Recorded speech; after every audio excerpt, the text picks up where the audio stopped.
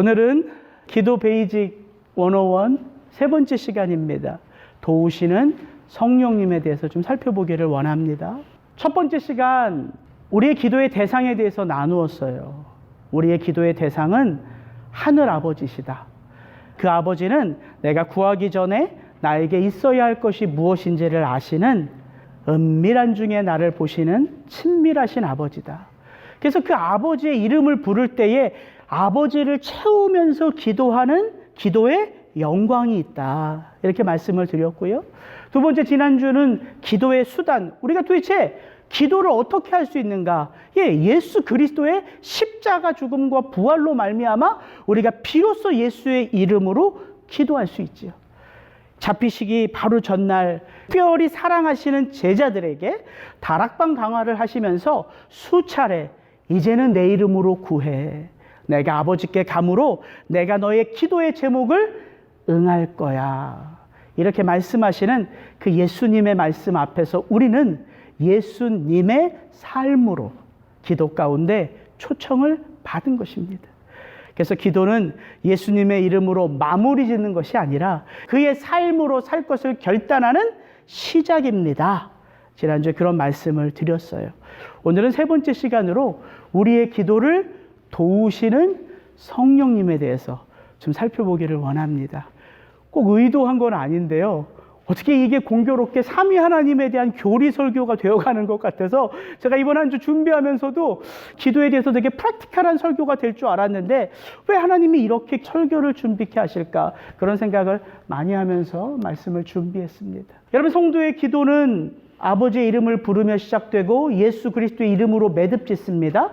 그리고 우리가 간구하는 기도의 내용이 성령님의 도우심이 나타나요. 언제인지는 모르겠어요. 너무나 잘 아는 저 로마서 8장 26절을 어느 날 읽는데 제가 성령도 우리의 연약함을 도우시나니 우리는 마땅히 기도할 바를 알지 못하나 오직 성령이 말할 수 없는 탄식으로 우리를 위하여 친히 간구하시느니라. 저 말씀을 읽는데요.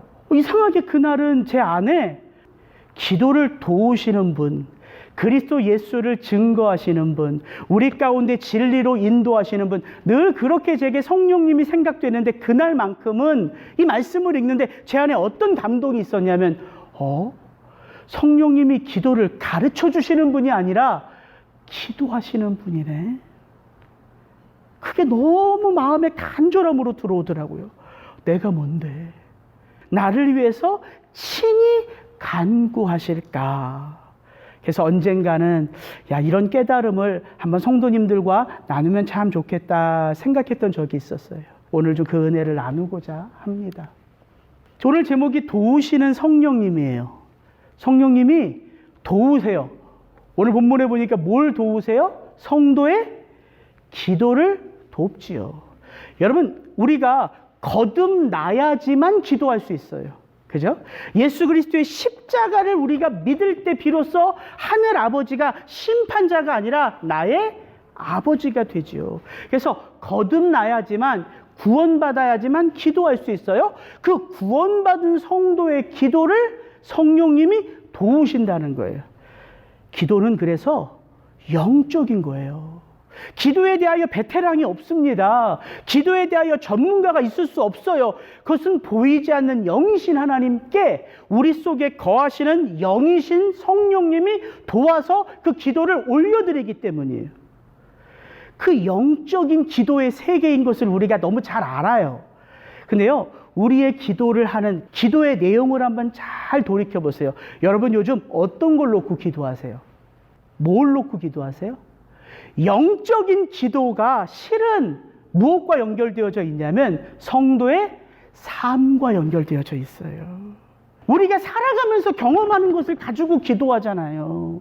우리가 경험한 문제, 우리의 힘으로 감당할 수 없어요.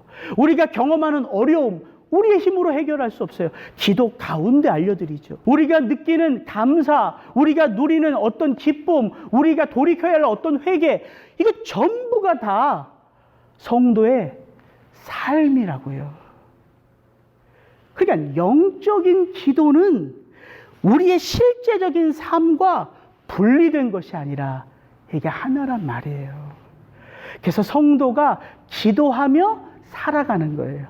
우리의 삶 속에서 기도는 능력으로 나타나는 거라고요.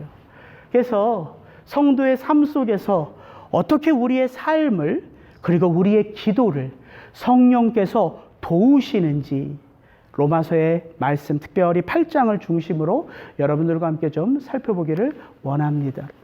여러분, 로마서는 복음에 대하여 그 어떤 성경의 책들보다 명확하게 복음에 대하여 말해주는 보석 같은 책입니다. 복음이 무엇인지, 우리가 어떻게 구원을 받는지, 그리스도와의 연합이 무엇인지 바울은 그 복음의 진리 하나하나를 아주 논리적으로 밝혀줘요.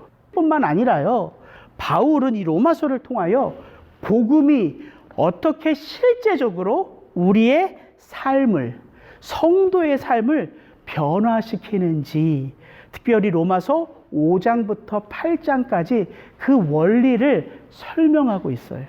그 얘기를 좀 살펴보기를 원합니다. 우리가 믿는 복음이 어떻게 우리의 삶을 변화시키는가. 로마서 8장 1절 2절은 이렇게 시작해요. 그러므로 이제 그리스도 예수 안에 있는 자에게는 결코 무엇이 없다?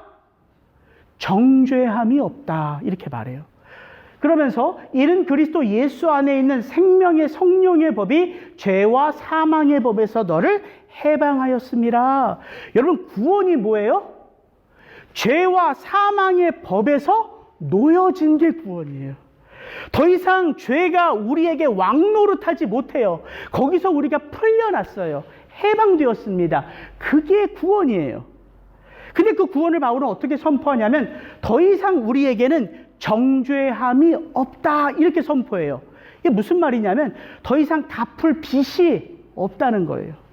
더 이상 받아야 할 형벌이 없다는 거예요.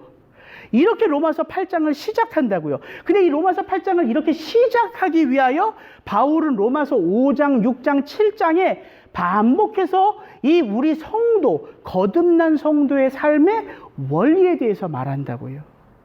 여러분 한번 생각해 보세요.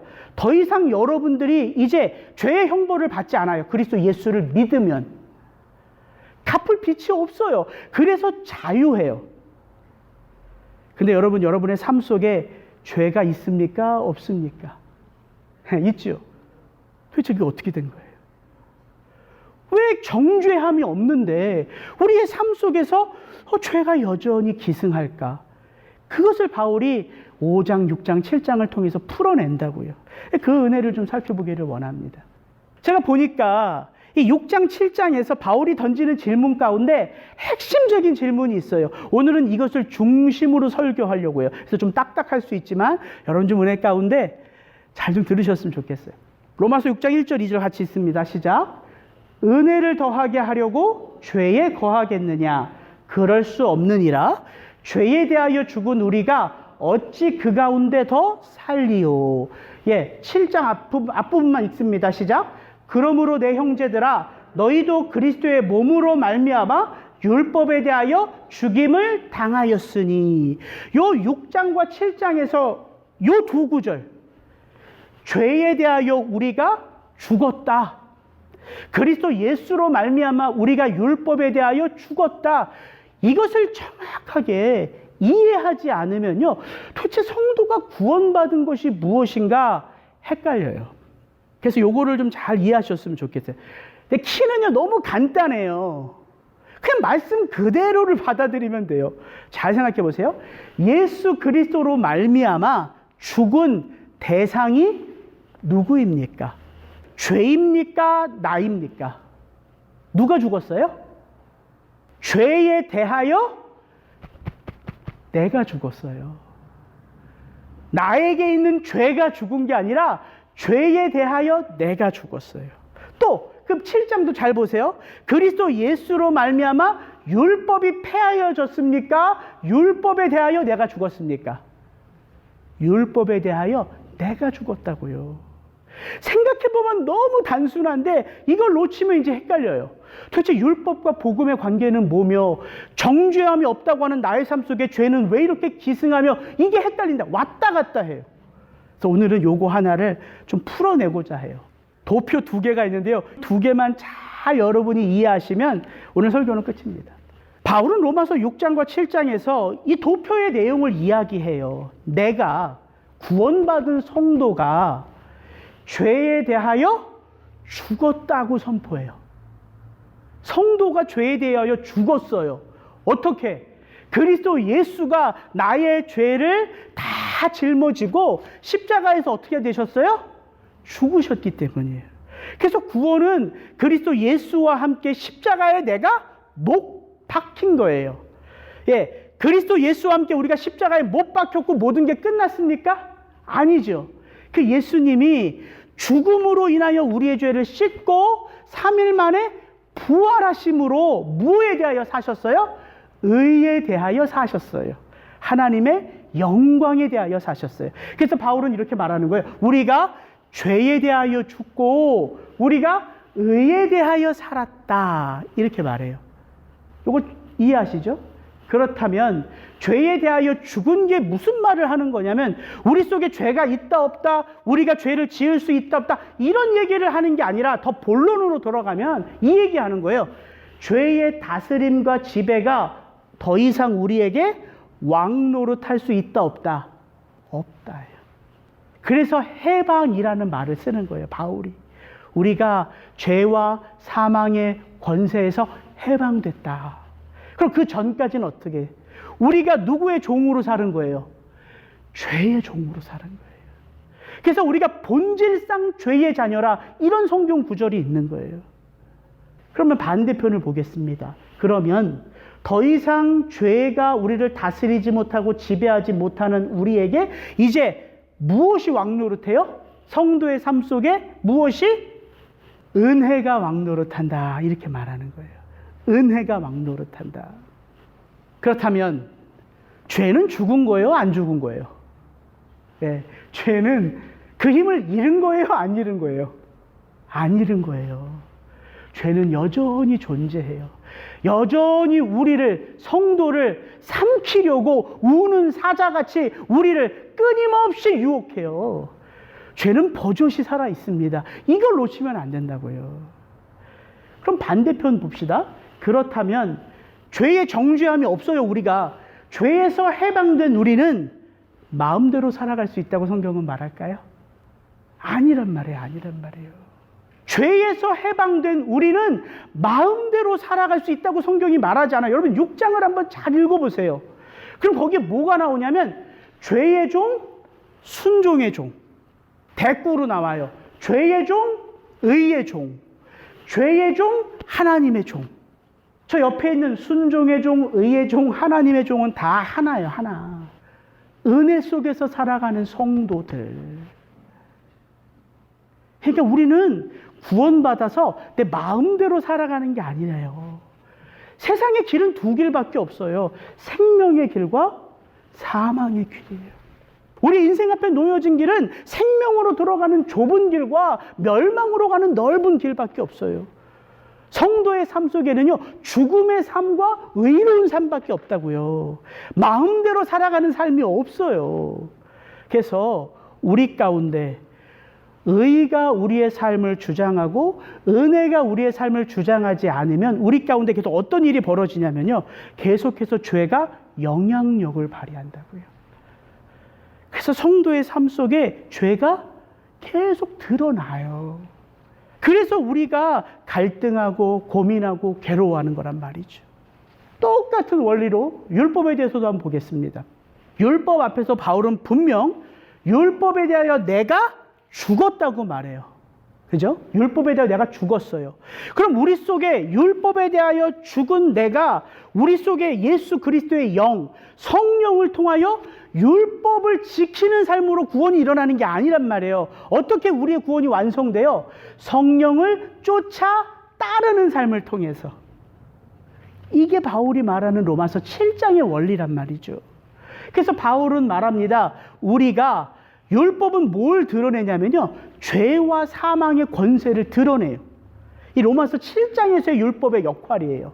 그래서 율법이 없으면 죄가 죽었다 이런 표현을 쓰거든요. 율법을 하나님이 왜 우리에게 주셨냐면 죄가 무엇인지를 드러내기 위하여. 그래서 율법은 뭘 드러내요? 죄와 사망의 법이 얼마나 놀라운지를 드러낸다고요. 우리의 힘으로는 그것을 감당할 수 없어요. 그래서 율법이 연약한 육신으로 말미암아 이루지 못하는 게 있어요. 뭘 이루지 못해? 구원을 못 이루는 거예요. 율법이 잘못됐고 율법이 약해서가 아니라 무엇이? 우리 육신이 연약함으로. 그래서 율법의 모든 의로움을 다 만족시키는 예수님이 오셔서 죄 있는 육신의 모양으로 오셔서 우리 대신 그 율법의 모든 요구를 만족시킴으로 구원이 일어나는 거예요. 그렇다면 율법은 폐하여진 것입니까? 율법의 영향력은 사라진 것인가요? 아니요. 율법은 여전히 존재해요. 왜일까요? 무엇이 여전히 이 세상을 통치하려고 하기 때문에? 죄가. 이 앞에 슬라이드에서 봤잖아요. 죄는 죽지 않았어요. 사라지지 않았어요. 죄의 영향력은 멈추지 않았어요. 그럼 뭐가 있어야지만 그 죄의 죄됨을 드러내요? 율법. 그러니까 오해하면 안 된다는 거예요. 율법은 여전히 존재해요. 그렇다면 옆으로 넘어갑니다. 그렇다면 율법에서 자유케 된 우리는 율법을 지키지 않고 마음대로 살아가도 되나요? 라는 질문에 바울은 이렇게 말합니다. 육신을 따르지 않고 그 영을 따라 성령을 따라 행하는 우리에게 무엇의 요구가 이루어진다? 율법의 요구가 이루어진다.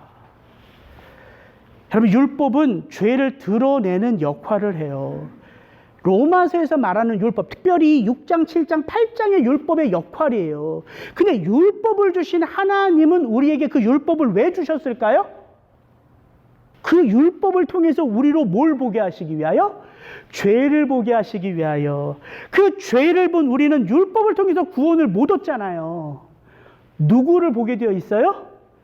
예수님을 보게 되어 있다고요. 그래서 율법에 담겨진 하나님의 마음은 우리로 예수를 쫓아 예수 안에서 참 구원을 이루도록 우리에게 율법을 주신 거예요. 그래서 바울이 말하는 거예요. 율법도 선하고 율법을 주신 하나님도 선하다. 율법이 죄냐 잘못된 것이냐? 그럴 수 없느니라. 율법 구원을 얻기 위하여 지키는 게 아님을 우리 다 알잖아요. 율법은 죄를 드러내요. 그 말은 곧 어떻게 하면 내가 구원받은 하나님의 백성으로 하나님을 기쁘시게 할 수 있는지를 어떻게 알아요? 율법의 계명을 통하여 알 수 있단 말이에요. 그래서 그 앞에 잘 보세요. 순종의 종, 의의 종, 하나님의 종, 하나님의 계명에 순종하는 삶을 통하여 하나님을 기쁘시게 해요. 그래서 여러분, 믿지 않는 자들이 하나님의 말씀을 어겨 죄를 짓는 것과 믿는 우리가 죄를 짓는 것은 다른 거예요. 죄를 짓는다는 그 모습은 똑같을지만 그 담겨진 의미는 완전 다른 거라고요. 하나님을 믿지 않는 자가 죄를 져요. 하나님을 인정하지 않는 거거든요. 하나님을 믿는 하나님의 백성이 구원받았지만 죄를 져요. 그 죄가 하나님과 믿는 성도의 관계를 끊어낼까요? 못 끊어낼까요? 못 끊어내요. 우리 다은이가 이번 주에도 그렇게 저와 아내가 딱 금지한 거, 몰래 컴퓨터를 통하여 오락하는 거를 금지시켰는데, 이것이 조금만 엄마 아빠가 한눈을 팔면 어떻게 그렇게 또 이렇게 기가 막히게 눈을 이렇게 준차면서 오락을 하는지. 근데 항상 우리 다은이 옆에 누가 있냐면 주은이가 있어요. 주은이가. 근데 주은이는 겁이 많아요. 그래서 제가 다은이한테 너 지금 뭐 하냐? 아빠 아무것도 안 하는데 너 지금 뭐 하냐? 아빠 좀 숙제하는데? 그럼 제가 누구한테 물어볼까요? 주은이한테 물어봐요. 주은아, 언니 뭐 하니? 말하면 안 되는데. 괜찮아, 말해도 돼. 물론 제가 좀 나쁜 아빠이기도 해요. 언니 나쁜 짓 했는데 이렇게 말하면 이제 다은이가 하는 게 다 드러나요. 근데 다은이가 엄마 아빠의 그 룰을 지키지 않는다고 해서 저와 아내의 딸 됨이 취소돼요? 아니잖아요. 그거란 말이에요. 하나님과 우리와의 아버지 되고 자녀 된 관계는 성도의 죄로 인하여 취소되지 않아요. 그래서 정죄함이 없다라고 말하는 거예요. 그럼 그 죄는 어떤 영향을 미칠까요? 엄마 아빠의 마음이 아플까요? 안 아플까요? 아파요. 그래서 제가 매를 드는 거예요. 매를. 제가 다은이한테 매를 들어요. 때로는 제가 다은이가 아프다고 그러면 속이 시원할까요? 제 마음이 더 아파요. 이거라고요. 그러니까 생각해보면 너무 단순한 원리인데 이걸 자꾸 놓치면 왜 내 속에서 죄가 드러나고 왜 이렇게 내가 두려움에 휩싸이고 이런 모든 것을 구원의 원리 속에서 해결하는 게 아니라 경험을 통해서 우리가 해결하려고 한다고요. 그러니까 자꾸 구원이 왔다 갔다 하는 거예요. 도대체 내 삶은 뭘까? 구원받은 성도의 삶은 뭘까? 이런 게 갈등이 생기는 건 말이죠. 그래서 바울이 6장, 7장에서 말한 이 두 가지 핵심. 죄에 대하여 죄가 죽은 게 아니라 내가 죽은 거고, 율법에 대하여 율법이 죽은 게 아니라 내가 죽었다는 사실만 우리가 클리어하게 붙들면 어떻게 우리의 삶 속에서 하나님의 영광이 드러나는지가 이제 알게 되는 거예요. 하나님이 우리를 구원하신 목적이 뭘까요? 단지 그리스도 예수로 말미암아 우리를 죄에서 건져주시고 우리 죄를 씻어주시고 사망과 죽음의 권세에서 우리를 해방시켜 주시는 게 하나님의 구원의 목적일까요? 아니에요, 아니에요. 우리를 죄에서 건져주시고 우리 죄를 씻어주시고 우리를 사망과 죽음의 권세에서 해방시켜 주심은 그것이 구원의 목적이 아니라 그것이 구원의 시작이란 말이에요. 왜? 그때 비로소 성도의 삶을 통하여 누가 드러나기 때문에 하나님의 영광이 드러나기 때문에. 그래서 로마서 8장 4절 육신을 따르지 않고 그 영을 따라 행하는 우리에게 율법의 요구가 이루어지게 하려 하심이라. 율법의 요구가 뭐예요? 하나님을 기쁘시게 하는 삶. 그래서 우리가 이 땅에서 하나님을 기쁘시게 하는 삶을 살도록 하기 위하여 씻음의 역사가 먼저 일어나는 거라고요. 오늘 함께 읽은 본문도 그 의미를 잘 설명합니다. 하나님이 미리 하시는 자들을 또한 그 아들의 형상을 본받게 하기 위하여 우리로 그리스도 예수의 형상을 본받도록 하시기 위하여 하나님이 우리를 구원하신 거예요. 그래서 우리가 이 땅에서 그 성령의 역사를 통하여 점점 더 그리스도 예수의 형상을 닮아감으로 이 세상 가운데 누가 드러나요? 하나님이 드러나시는 거예요. 무엇이? 하나님의 영광이, 무엇이? 하나님의 뜻이, 그 뜻이 드러나고 그 영광이 드러남으로 이 세상 가운데 어떤 나라가 확장돼요? 하나님의 나라가. 이거예요. 이 얘기를 한다고요. 똑같은 겁니다. 우리를 구원하신 하나님의 목적, 우리 주님께서 십자가를 지신 목적, 그것이 하나님의 영광을 위함이고 그분의 뜻이 이 땅 가운데 성취되게 하시기 위함이고 그분의 나라를 세워가기 위함이고 누구를 통하여? 교회된 나를 통하여, 성도를 통하여. 그렇다면 어떻게 그 일을 우리 가운데, 교회 가운데 하나님이 이루세요? 어떻게? 누구의 도움으로 그 일을 우리의 삶 속에서 이루세요? 그게 이제 오늘 설교예요. 성령님. 그것이 로마서 8장의 이야기라고요. 성령님이 그런 분이세요. 여러분 한번 생각해 보세요. 예수님이 어떻게 잉태되셨어요? 무엇으로 잉태되셨어요? 성령으로 잉태되셨어요. 예수님이 공생의 사역을 시작할 때 하늘로부터 무엇이 임했어요? 성령이 임하셨어요. 요한복음에 보면 하나님께서 예수에게 성령을 한량없이 부어주심이라 이렇게 말해요. 예수님 성령으로 태어나 성령으로 역사하셨고 성령으로 그 십자가 죽음에서 부활하셨어요. 예수님의 사역, 예수님의 오심과 삶과 죽음의 속에서 성령의 사역을 분리할 수 없다고요. 성도 어떻게 거듭나요? 물과 성령으로 거듭나요. 성도 어떻게 살아야 구원을 완성해 가요? 육신의 일을 쫓는 것이 아니라 성령을 쫓아 삶으로. 우리 기도 누구의 도움으로 해요? 성령의 도움으로 해요. 교회 어떻게 이 땅 가운데 잉태되었어요? 오순절 성령의 오심으로. 교회가 무엇을 증거해요? 그리스도 예수. 그리스도 예수를 어떻게 증거해요? 성령의 임파워링의 역사가 임하면 땅끝까지 이르러 내 증인이 되리라. 여러분, 이게 성령이라고요. 근데 바울이 로마서 8장을 풀어가면서 이렇게 이야기합니다. 육신을 따르는 자는 육신의 일을, 영을 따르는 자는 영의 일을 생각하나니 육신의 생각은 사망이요 영의 생각은 생명과 평안이니라. 육신의 생각은 하나님과 원수가 되나니 이는 하나님의 법에 굴복하지 아니할 뿐 아니라 할 수도 없음이라. 육신에 있는 자들은 하나님을 기쁘시게 할 수 없느니라. 갈라디아서 말씀 계속 읽습니다. 내가 이르노니 너희는 성령을 따라 행하라. 그리하면 육체의 욕심을 이루지 아니하리라. 육체의 소욕은 성령을 거스리고 성령은 육체를 거스르나니 이 둘이 서로 대적함으로 너희가 원하는 것을 하지 못하게 하려 함이니라. 이거 믿는 자에게 주신 말씀이에요? 믿지 않는 자에게 주신 말씀이에요? 믿는 자에게 주신 말씀이에요. 그럼 믿는 자의 삶 속에서 어떤 삶이 있다는 거예요? 두 가지예요. 성령의 일만 있는 것이 아니라, 성령의 생각만 있는 것이 아니라, 성령의 역사만 있는 것이 아니라 무엇도 같이 있다고요? 육신의 일도, 육신을 따르는 삶도, 육신의 생각도. 그러면 모두 있을 수 있을까요? 육신의 기도도. 이거예요. 왜 우리가 성령으로 기도해야 되냐면요, 우리는 무엇으로 기도할 수 있기 때문에, 육신을 만족시키는 기도를 할 수 있기 때문에. 그래서 성경에서요, 성령으로 구하라, 성령 안에서 구하라, 성령으로 간구하라, 이렇게 말하는 거라고요. 여러분, 성령이 우리의 삶을 주장하시니까 성령이 우리의 기도도 주장하시는 거예요. 왜? 삶과 기도는 하나거든요. 이게 로마서의 말씀이라고요.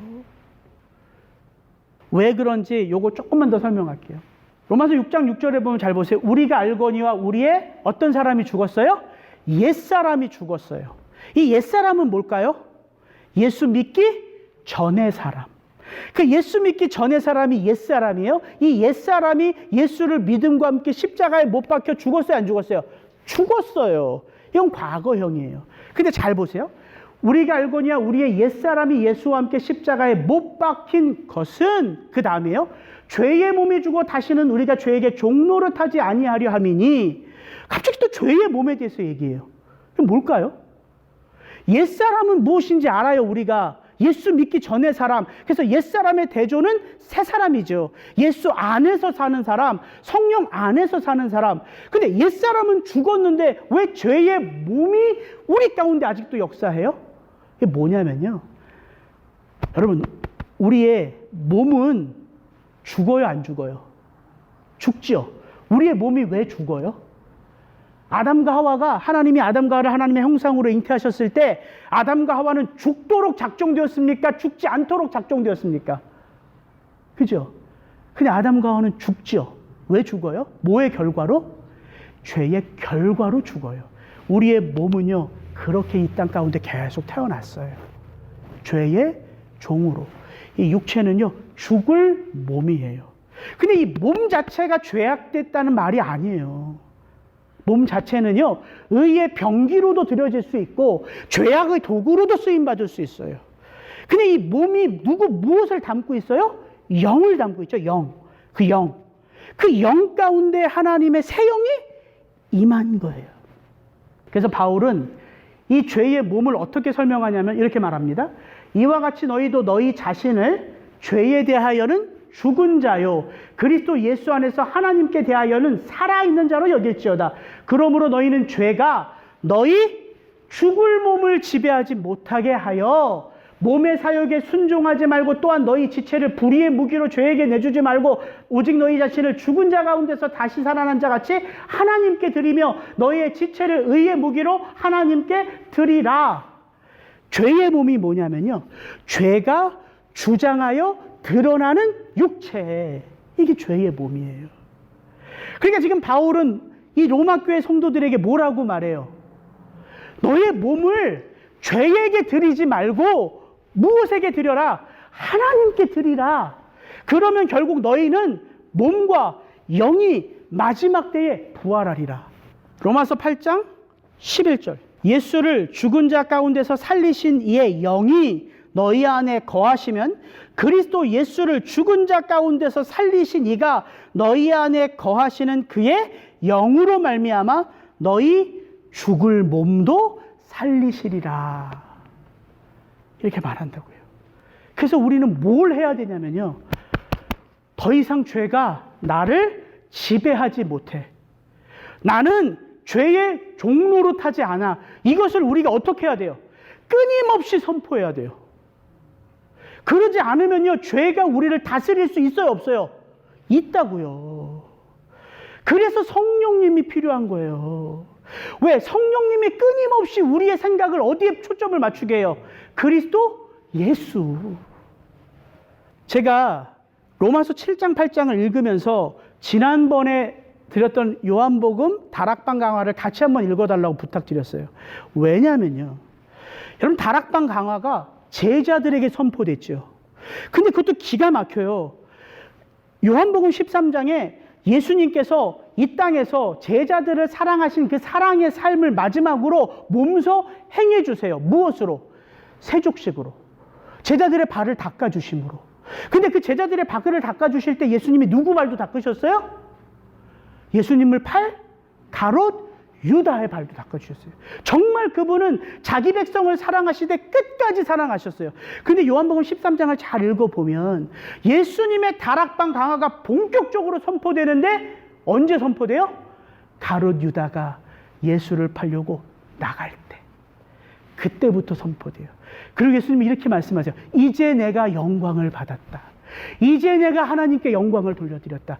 그러면서 다락방 강화가 선포돼요. 요한복음 14, 15, 16장에 예수님이 반복해서 제자들에게 내 이름으로 구해. 이제 내가 십자가를 지니까 이제 내가 영으로, 이제는 부활의 몸으로 너희들의 모든 간구를 내가 성취할 수 있으니까 내게 구해 라고 말씀하시는데요. 동일하게 14, 15, 16장에 뭐가 나와요? 보혜사 성령님이 나온다고요. 기가 막히지 않습니까? 내 이름으로 구해. 그렇게 14, 15, 16장에 반복해서 말하면서 예수님이 그 뒤에 그 앞에 보혜사 성령님에 대해서 말해준다고요. 내가 감으로 너희들이 유익해. 내가 또 다른 보혜사를 아버지 통해서 너희에게 보내줄게. 너희들은 고아가 아니야. 근데 그 보혜사 성령님이 어떤 성령님이라 이렇게 말씀하세요. 저는 진리의 영이에요. 저는 증언하시는 영이에요. 저는 인도하시고 가르치시는 영이요. 저는 생각나게 하시는 영이요. 저는 죄에 대하여, 의에 대하여, 심판에 대하여 세상을 책망하시는 영이요. 저는 육신으로 살아가는 자는 볼 수 없는 영이요. 그러나 너희들은 저를 받느니라. 예수님이요, 얼마나 친밀하게 이 말씀을 하시는지 몰라요. 이분이 성령님이라고요. 그래서 저와 여러분들이 이 시대, 종말의 시대에요, 우리는요 이미 구원을 얻었어요. 그러나 우리의 구원은 아직 완성되지 않았어요. 그래서 이 종말의 시대를 이미와 아직의 시대라고 말해요. 잘 생각해 보세요. 이미와 아직의 이 시대 가운데 우리는 어떤 몸을 입고 있어요?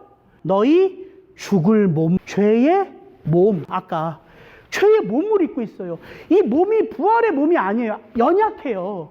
그래서 끊임없이 나로 갈등하게 하고요. 왜? 내 속에 죄의 본성이 있고요. 내가 살아가는 세상이 어떤 세상이에요? 뭐가 다스리는 세상이에요? 죄가 다스리는 세상이에요.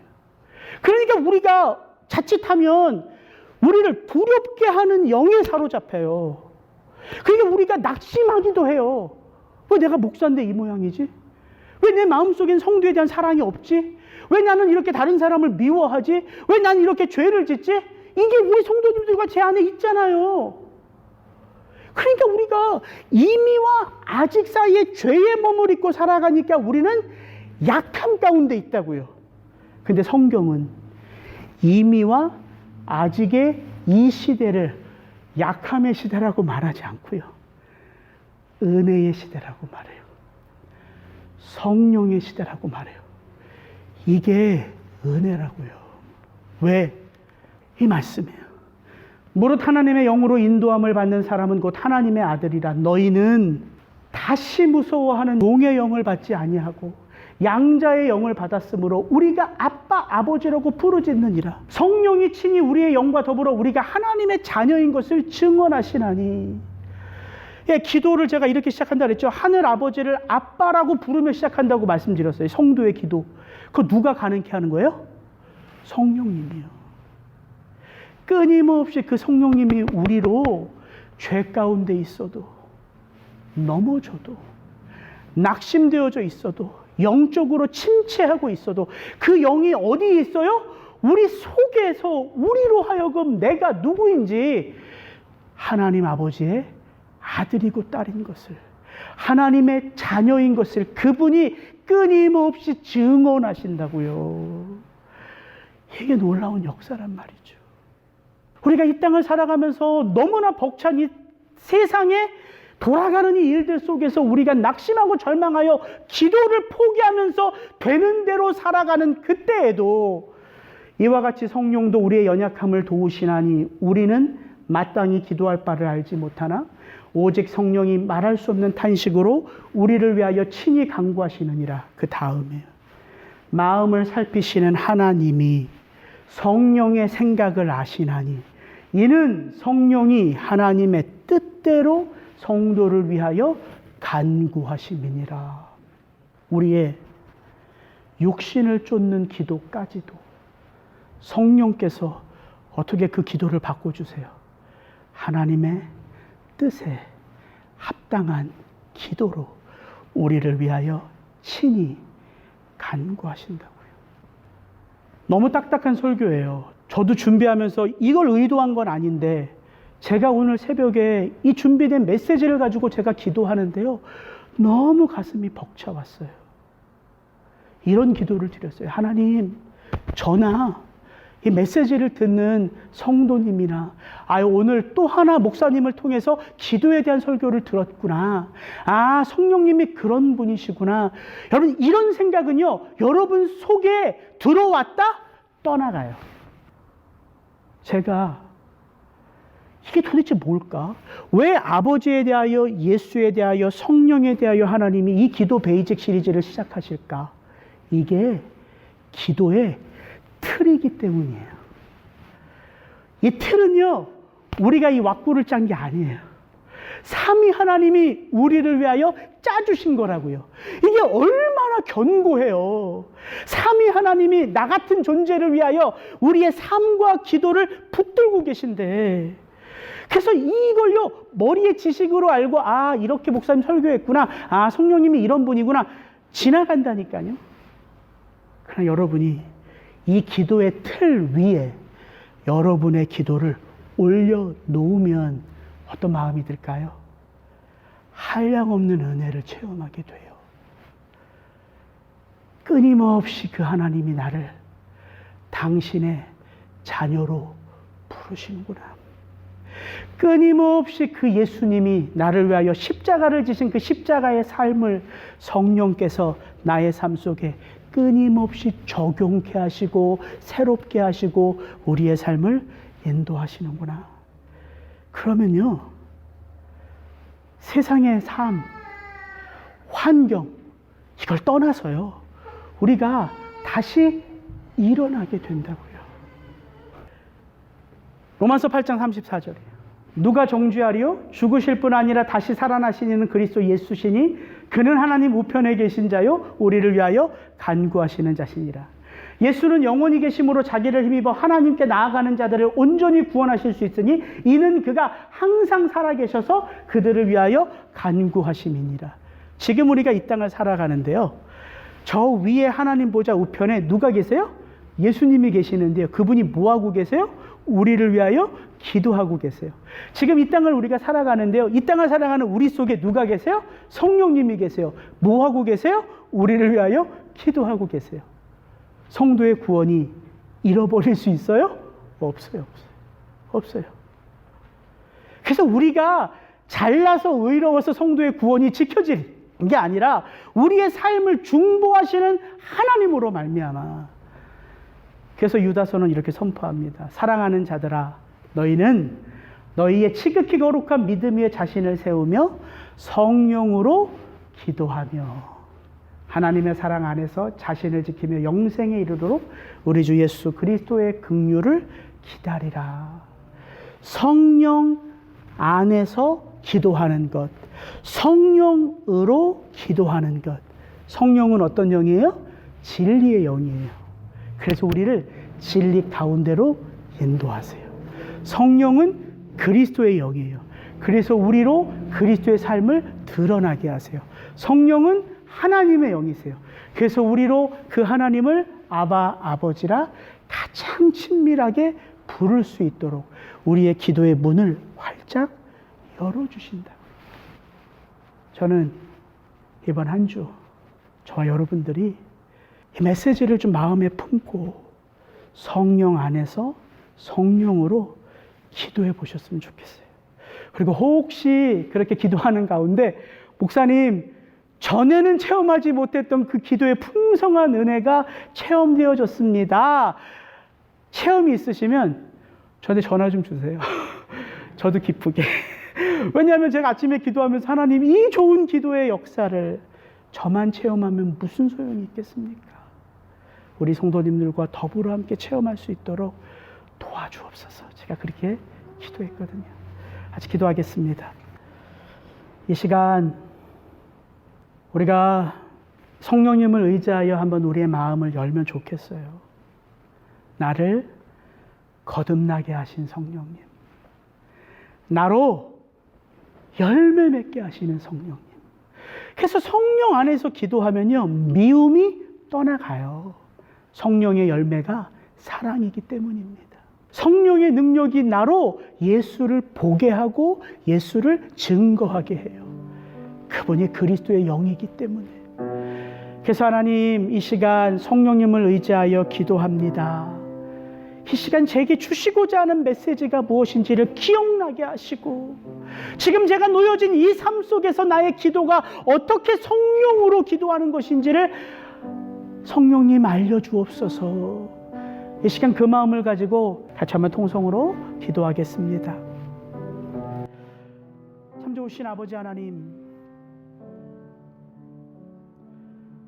우리가 말할 수 없는 연약함 가운데에 도대체 이런 삶 속에 나는 어떻게 구해야 하고 무엇을 구해야 하고 어떤 삶을 살아야 할지 알 수 없는 이 척박한 땅에 척박한 삶의 환경 속에 성령님이 나로 이 땅에서 그리스도의 자녀로 살게 하시고 그리스도의 삶의 모습으로 살게 하실 뿐만 아니라 그 하늘의 영광으로 살아갈 수 있도록 나를 위하여 기도하시니 성령 하나님, 이 놀라운 기도의 은혜가 저뿐만 아니라 정말 말할 수 없는 아픔으로 자녀들을 위하여, 부모님을 위하여, 믿지 않는 가족들을 위하여, 동료들을 위하여 기도하는 우리 성도님들 한 분 한 분의 그 심령 속에 견고하게 채워지는 은혜가 있게 하여 주옵소서.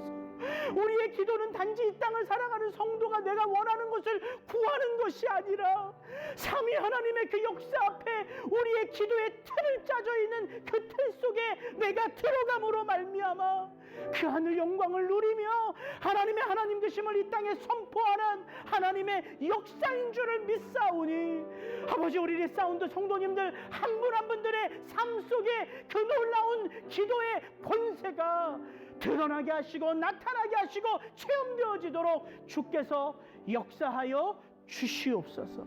주님 감사합니다. 이 시간 자리에서 일어나시면 제가 기도하고 오늘 예배를 마치겠습니다. 그렇습니다. 아버지 하나님, 우리가 다 알고 있는 사실이지만 다시 한번 우리의 기도 속에 담겨진 하늘아버지의 그 놀라운 삼위일체 되신 아버지 하나님의 그 놀라운 역사를 우리가 다시 돌이켜봅니다. 아버지 하나님, 아들 예수님, 성령 하나님께서 친히 우리의 기도의 틀을 짜주시고 우리로 그 안에서, 그 깊은 지성소 안에서 그 삼위 하나님을 의지하여 기도케 하실 때에 아버지 하나님, 우리를 짓누르는 삶의 환경, 우리를 짓누르는 두려움의 영에서 자유케 되어져 하나님의 그 영광을 온 마음으로 온 삶으로 선포하며 나아갈 수 있는 우리 성도님들 한 분 한 분 되어질 수 있도록 주께서 역사하여 주시옵소서. 이제는 우리 구주 예수 그리스도의 은혜와 아버지 하나님의 사랑과 성령의 교통케 하시고 하나 되게 하심의 역사가 우리의 삶을, 우리의 기도를 도우시는 그 성령 하나님을 의지하여 삶의 자리로 흩어져 나아가는 우리 리사운드 성도님들 한 분 한 분들의 삶 속에 그들의 자녀들의 인생 가운데 사업체 위에 이제로부터 영원토록 함께할지어다. 아멘.